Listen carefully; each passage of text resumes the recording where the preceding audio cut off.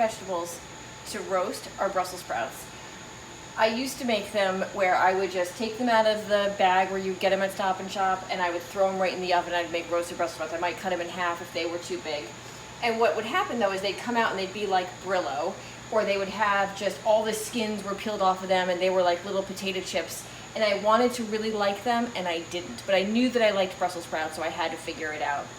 So I learned recently that if you boil them first, to keep that beautiful green color, they soak up the water like a sponge, so that when you throw them in the oven, they actually will caramelize a little bit and they'll actually almost steam and they'll be nice and soft and they'll keep this beautiful color. And I'm just going to put them out on the cutting board. I'm going to cut them in half so that I can eat them easily.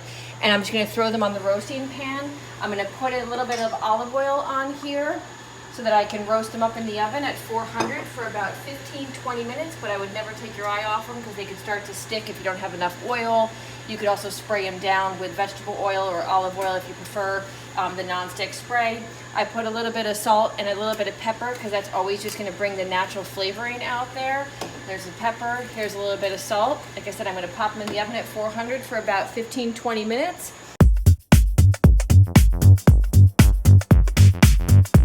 You can either eat them right out of the oven, serve them for your family, or like I said, what I do is I actually will just let them cool. I'll throw them in the refrigerator so that when I come home from work and I'm starving, but I don't want to eat crackers, cheese, any sort of crap like that, I'll actually grab some Brussels sprouts. They're quite filling and it's going to tide me over until we're ready for dinner.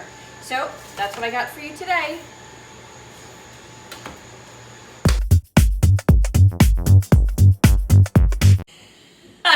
If you want more flossing in the kitchen, just click the button right here and we'll go back to the basics.